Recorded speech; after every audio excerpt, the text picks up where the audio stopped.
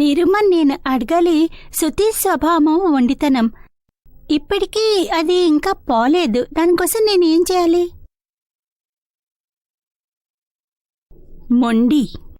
మొండిగా ఎప్పుడూ ఉంటారన్నమాట. మనం చేతిలో బిగించి ఉంచుతాం కదా, అప్పుడు మొండితనం వస్తుంది. మన చేతిలో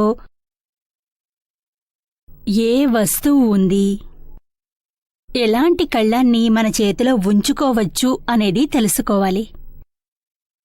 కాని అజ్ఞానం వల్ల ఇదంతా అవుతుంది, తేలిక అవుతుంది. కళ్ళెం మన చేతిలోకి తీసుకుంటాము. ఇలా మనం అనుకున్నట్లే కావాలి అని అనుకుంటాం. అలా కాకపోతే ఇక లోపల హంగామా జరిగిపోతుంది. మరిక మన చేతిలో ఏముంది? మన వల్ల ఏదైనా జరుగుతోందా? Scientific circumstances ఎవిడెన్సా? వ్యవస్థిత శక్తి కనిపిస్తోందా? మనం నడిపిస్తున్నాము. మన చేతిలో ఏ వస్తువు ఉంది? ఒకవేళ మన చేతిలో ఉంటే మొదటే మనం కోపంగా ఉండము. మన స్వభావం, మన ప్రకృతినే మార్చుకుంటాము. కాని అంత సులువైంది కాదు. తెలివిలో జ్ఞానాన్ని ఉంచుకుని చేసుకుని దాన్ని మోల్డ్ చేయాల్సి ఉంటుంది. జ్ఞానమే దీన్ని మార్చగలదు. మన అహంకారం మారదు. ఈ మొండితనం ఉంచుకుంటే అహంకారం అన్నీ పట్టుకుంటుంది తన చేతిలోనే. కళ్ళెం తన చేతిలోనే ఉంచుకుంటుంది అహంకారం. దీనివల్లే ఇవన్నీ తలపైకి ఎక్కుతాయి. ఇలాగే ఉండాలి, నేను చెప్పిందే నిజం, ఎదుటివారు మాట పూర్తిగా తప్పు, నిజానికి అలా అని మనలాంటి వారు అనుకుంటూ ఉంటాం నిజమని. అక్కడి నుండి అహంకారపు సామ్రాజ్యం వస్తుంది. ఎదుటివారి తప్పుల్ని చూడము, అక్కడి నుండి బుద్ధి, అహంకారం ప్రత్యక్షం అవుతాయి. దీంతో జ్ఞానం ఉపయోగం జరగదు. ఈ విషయాలన్నీ మీరు అబ్జర్వేషన్లోకి తీసుకోవాలి. ఇవన్నీ లేకపోతే ఇక అహంకారం సామ్రాజ్యం పాలిస్తుంది. మనకు అహంకార సామ్రాజ్యం వద్దు, ఆత్మ సామ్రాజ్యమే మనకు కావాలి.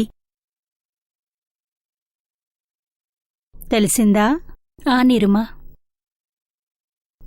ఎంత ఆజ్ఞ పాలిస్తే అంత సమాధిలా ఉంటుంది. చాలా అందమైన సమాధి. జ్ఞానం తీసుకుని ఎంతకాలమైంది? నిరుమ 2 ఏళ్లైంది. 2 ఏళ్లయిందా? 2 ఏళ్లలో ఏదైనా తేడా ఉందా? నిరుమ క్షమించమని అడగడం తెలిసింది. ప్రతిక్రమణ చేస్తూనే ఉన్నాను. ప్రతిక్రమణ చేస్తున్నావా? మునుపు చేసేదానివి కాదా? ఎప్పుడూ లేదు. సారీ కూడా చెప్పేదాని కాదు. సారీ చెప్పించుకునేదానివన్నమాట.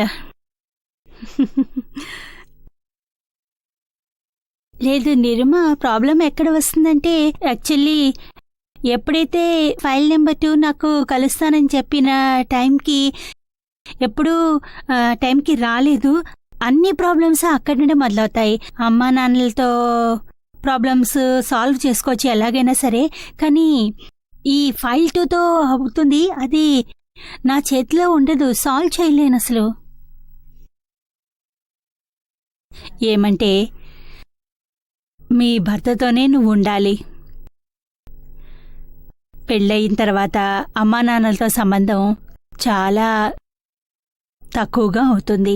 ఇక భర్తతో ఎక్కువగా ఉంటుంది. అక్కడే మన సంభావతని, స్వభావతని ఎంత బ్రతకగామో అంతే మన ఆధ్యాత్మిక ప్రోగ్రెస్ అందంగా ఉంటుంది. అక్కడే జాగృతి సుందరంగా ఉంచుకోవాలి. మిగతా మనం అందరితోనూ చక్కగానే ఉంటాము. అందరికంటే ఎక్కువగా మొండికేసేది భర్త దగ్గరే. ఎందుకంటే మనకి తెలుసు మనమంటే చాలా ప్రేమ అని, మనల్ని వదిలిపోరని. ఇప్పుడు ఇంకోరి వెంటబడితే గనక తిన్నగా అయిపోతారు. ఏ మాత్రం నకరాలుండవు. కాస్త టైం అటు ఇటు అయితే ఏమవుతుంది? మన చేతిలో ఏముంది? ఎవరికైనా ప్రపంచపు టైం రెగ్యులేటరు నీ వద్ద ఉందా ఏమిటి? ఆయన చేతిలోనూ లేదు, మీ చేతిలోనూ లేదు, ఎవరి చేతిలోనూ లేదు. తెలిసిందా? తెలుసుకో, వ్యక్తిత్వం అనేది టైమింగ్ ఎవరి చేతిలోనూ ఉండదు. ద్రవ్యం, క్షేత్రం, కాలం, ఇంకా భావం, ఇవన్నీ 4 విషయాలు కలిసి ఉంటాయి. అన్ని సర్కమ్స్టాన్సెస్ ఈ 4తో క్లాసిఫై చేయబడతాయి. ఎన్నో కలయికలు ఓ చోట కలిస్తేనే అప్పుడే ఓ ఘటన ఏర్పడుతుంది. ఈ విషయాలన్నింటినీ వీటిని క్లాసిఫై చేసి 4గా విభజించారు. ద్రవ్యం, క్షేత్రం, కాలం, భావం, టైం.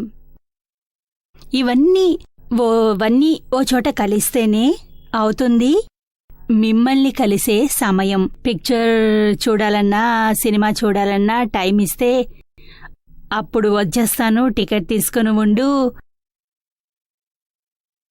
ఇలా అతనికి పాపం మర్చిపోలేదు.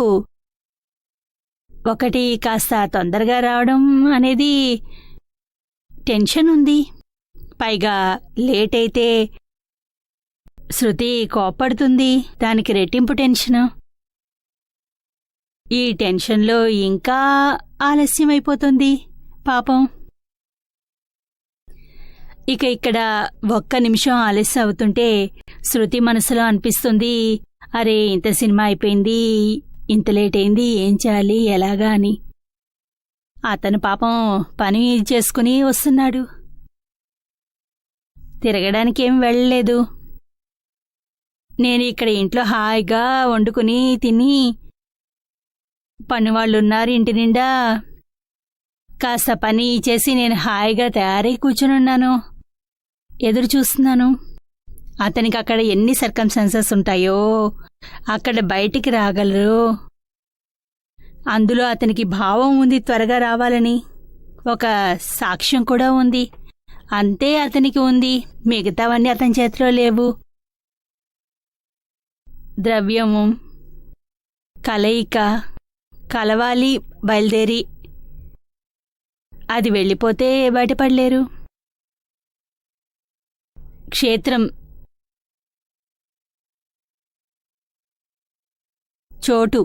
చోటు ఉంటుంది, దానికి మహత్యం ఉంది. కలయిక కూడా సరిగ్గా ఉండాలి. ఇక కాలం, టైం కూడా కుదరాలి. టైం కుదరకపోతే అన్నీ కుదిరిపోతాయే, ఇంకా అప్పుడే బయటపడ్డం అవుతుంది. మొత్తం అన్ని కలయికలన్నీ ఓ చోట కలుస్తాయి. ఈ కలయిక కాస్త అటు ఇటు అయితే మరి బయటపడలేరు. ఇవన్నీ కూడా వ్యవస్థిత శక్తికి వర్తించేవే. వీటన్నింటినీ కలయిక అంటాము.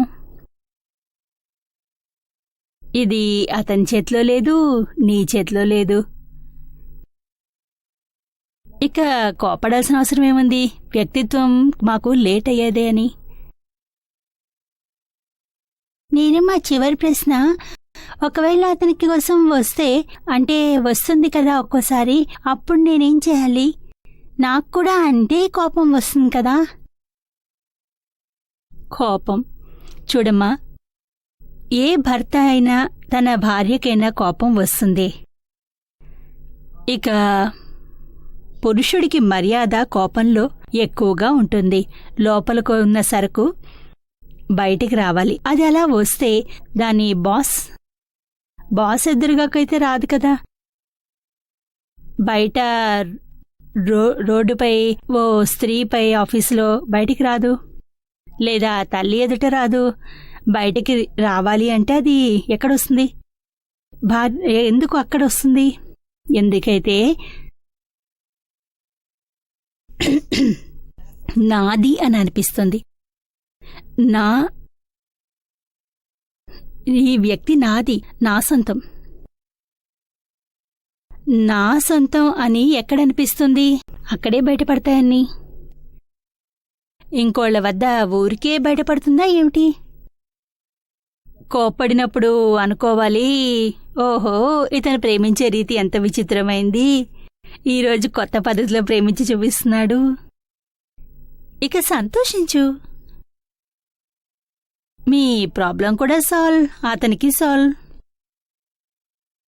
ప్రేమగా ఓర్చుకోవాల్సిన పని లేదు, భరించక్కర్లేదు. ప్రేమతో భరించాలి, అప్పుడే బాగుంటుంది. దాంతో అతని మొత్తం కోపం ఎక్కడ కక్కుతాడు? నాపైనే కక్కు. శృతిపైనే కక్కుతాడు, తన భార్యపైనే కక్కుతాడు, నాపై ఊరికే కక్కుతుందా?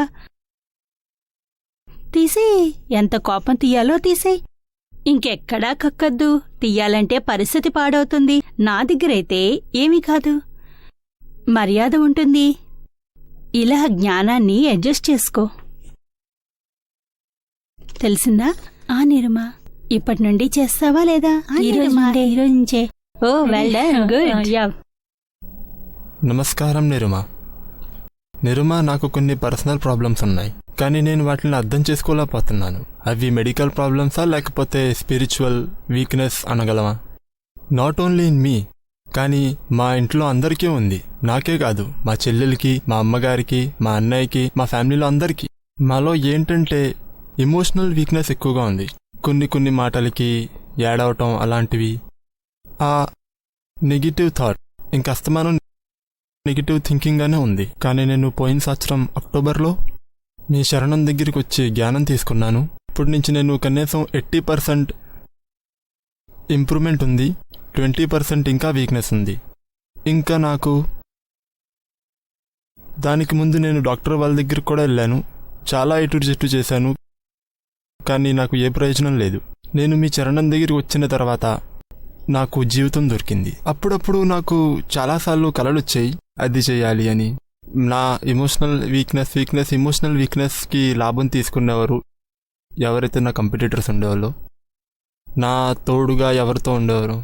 నేను ఒక కర్మచారిని, డిఫెన్స్ రిలేటెడ్ 5-6 వేలు కర్మచారిని.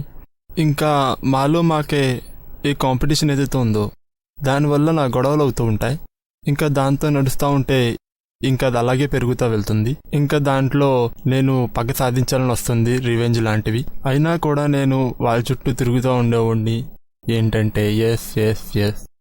ఇంకా నేను మీ చరణం దగ్గరికి వచ్చాను. అయినా ఇప్పుడు కూడా ఏదైతే ఉందో ఏంటంటే నాకు అడ్జస్ట్మెంట్ ప్రాబ్లం ఉంది.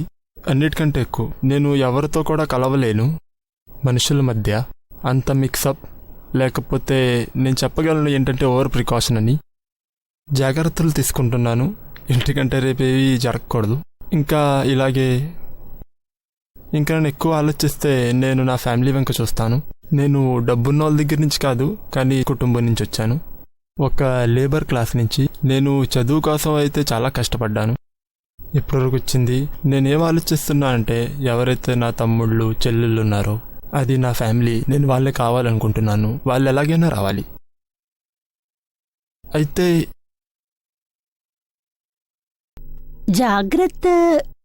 జాగ్రత్తగానే మసులుకోవాలి.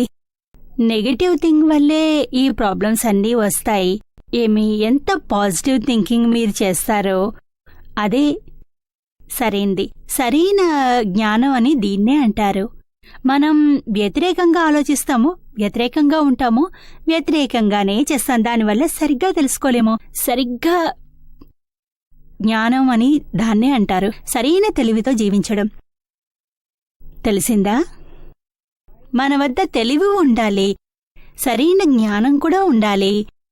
దాంతో మనం పాజిటివ్గా చూడాలి. పాజిటివ్ చూడాలి. నెగిటివ్ అసలు ఉండనే ఉండకూడదు. అదే నేను మీకు ఇస్తున్నాను. అదే దృష్టిని ఇస్తున్నాను. ప్రతి ఒక్కరికి వారి నెగటివ్ దృష్టి నుండి పాజిటివ్ దృష్టిని చూసాలి. వారి జీవితంలో శాంతి ఉంటుంది. చివరికి పాజిటివ్ దృష్టిలోనే ఆధ్యాత్మిక స్థాయి వరకు చివరి వరకు చేరుకోవచ్చు. జ్ఞానం తీసుకోనకు ముందు నేను గీత చదవటానికి కూడా ప్రయత్నించాను. కానీ నాకు చాలా బలవంతంగా ఉండేది. దాంట్లో నేను 1-2 పద్యాలు చదివండి, కానీ ఏమీ అర్థం కాదు. ఎప్పటి నుంచైతే జ్ఞానం తీసుకున్నాను, ఇప్పుడు నాకు భగవద్గీత చదవాలంటే చాలా ఇష్టం. ఇప్పుడు నేను 1-2 ధారణలు చదివేస్తాను. ఇంకా నేను ప్రతి శ్లోకంలో ఇంకా డీప్ అది నా ఆలోచనలోకి వెళ్ళిపోతుంది. ఇంకా అవన్నీ కొంచెం అర్థమవుతుంది అన్నీ. ఇంకా ఆల్మోస్ట్ ఇంకా దాని ప్రతి నా రుచి పెరిగిపోయింది. చాలా బాగుంది. చాలా మంచి విషయం. మొత్తం జ్ఞానం గీతలోనే ఉంది. పాజిటివ్ దృష్టి చివరికి ఇక్కడి వరకు చెప్పాడు భగవంతుడు. ప్రతి ఒక్కరిలోనూ ఆత్మనే చూడమన్నాడు. ఎవరిలో నెగటివ్ చూడొద్దన్నాడు. మొత్తం ఈ దృష్టి నుండే బయటపడు. ఇదంతా ఆత్మస్వరూపం. ఈ దృష్టితో చూడు. ఎంత మంచి విషయమో చూడు. ఈ దృష్టితో చూడు. అందరినీ ఈ దృష్టితోనే చూడు. నెగటివ్లో అసలు ఎవరిని చూడకు. ఇది చెడు, ఇలా చేస్తారు, అలా చేస్తారు, నెగటివ్. అందులో పాజిటివ్ చూడు. అందరిలోనూ మంచి విషయాలున్నాయి. వారిలో ఎన్ని మంచి విషయాలున్నాయి చూడు. ఇంకా గీత అర్థమైతే ముందుకు వెళ్ళు. అందరిలో భగవంతుడు ఉన్నాడు, పరమాత్మ ఉన్నాడు. ఇంకేమిటి? నిరుమా, గీతలో నుంచే ఒక ప్రశ్న ఉంది. ఒక్క శ్లోకంలో చెప్పారు, కర్మబంధం. ఎప్పుడు వరకైతే మన శరీరం నేను అనుకుంటూ నడుస్తారో అప్పుడు వరకు ఈ కర్మబంధం ఉంటుంది. మంచి కర్మో చెడు కర్మో ఏదైతే ఉందో ఇంకా దానికి ఇంకా దాని పరిణామం వల్లే పునర్జన్మ, లేకపోతే ఈ బాడీలో ఆత్మ లేక ప్రతిష్ఠితంగా ఉంటుంది. అయితే అది ఎలా ఉంటుంది? అది ఎలా అవుతుంది నిరుమ? జన్మ వస్తుంది. అజ్ఞాన దశలో శ్రీకృష్ణుడు అర్జునుడికి చెప్పారు. జ్ఞాన దశలో అర్జునుడు అనుకునేవాడు, నేను అర్జునుడిని. అది శ్రీకృష్ణ భగవంతుడు. ఆ శ్రీకృష్ణుడే అనుకునేవారు. అతను ఈ దృష్టిని పక్కనబెట్టి అసలైన దృష్టిని చూపారు. మీరు అర్జునుడి కాదు, ఆత్మవి. స్వయంగా చూడు అని చెప్పారు. మీరు చూసేది స్వరూపం నాది కాదు. నేను కూడా ఆత్మస్వరూపమే. నా అసలైన స్వరూపము పరమాత్మ స్వరూపము. శరీరం ప్రతి ఒక్కరిది అంతం కావాల్సిందే. ఓ రోజు ఫినిష్ కావాల్సిందే.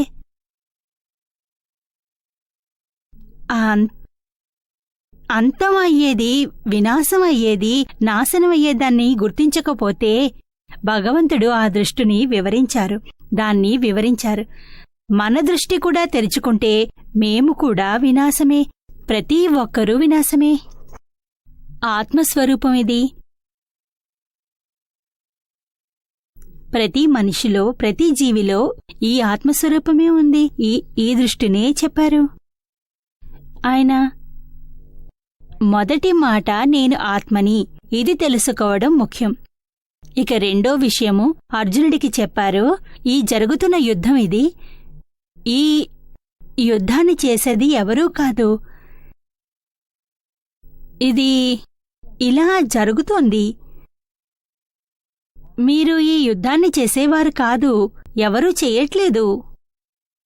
ఇది మీ లెక్క, గత జన్మ కర్మ. ఇదంతా ఈ కర్మ మీచే యుద్ధం చేయిస్తోంది. మీరు కాదు అన్నా కూడా ఈ యుద్ధం మీచే తప్పక చేయించాల్సి ఉంటుంది. ఎందుకంటే జరిగేది జరుగుతోంది. దీన్ని ఎవరూ స్టాప్ చేయలేరు. ఎంతోమంది స్టాప్ చేయాలని ప్రయత్నించారు. శ్రీకృష్ణ భగవంతుడు కూడా స్వయంగా యుద్ధాన్ని స్టాప్ చేయాలని చూశారు. కాని అలా జరగలేదు. మళ్ళీ అలా అన్నారు, జరిగే తీరుతుందని. అలాగే జరిగింది కూడా. ఈ కర్మ విషయం చెప్పాలంటే మనం ఆత్మ ఏ విషయానికి కర్త కాదు. ఏది కనిపించినా, బయట ఏది జరిగినా అది కర్మ వల్లే జరుగుతోంది. కర్మ చేస్తూనే కర్మదశని అర్జునుడు మొత్తం యుద్ధం చేశాడు. కోట్ల మందిని చంపేశాడు. అయినా కూడా అతనికి ఏ కర్మ అంటుకోలేదు. అదే జన్మలో అతను మోక్షానికి వెళ్ళాడు. అది ఎంత ఆధ్యాత్మిక టాప్ విషయం అంటే గీతలో భగవంతుడు శ్రీకృష్ణుడు అర్జునుడికి వివరించారు. అదే విషయం మనందరి దగ్గర గీత స్వరూపంలో ఉంది. మనం తెలుసుకుని మన జీవితంలో అనుసరిస్తే మనకి కూడా అదే విషయం అవుతుంది. అర్జునుడికి దొరికిందే. కాని దీన్ని అర్థం చేసుకోవడమే అంతే. ఈ అజ్ఞానం అర్థం చేసుకోవాల్సిందే, చెయ్యాల్సిందేమీ లేదు. ఇందులో గీతలో శ్రీకృష్ణ భగవంతుడు ఏమీ చేయించలేదు. జపం చేయించలేదు, తపం చేయించలేదు, ఉపవాసం చేయలేదు, ధ్యానం చేయలేదు, త్యాగం చేయలేదు, ఏమీ చేయలేదు. కేవలం జ్ఞానం ఇచ్చారు. అసలైన జ్ఞానం, అసలైన తెలివి. అదే విషయం నేను మీ అందరికీ చెబుతున్నా.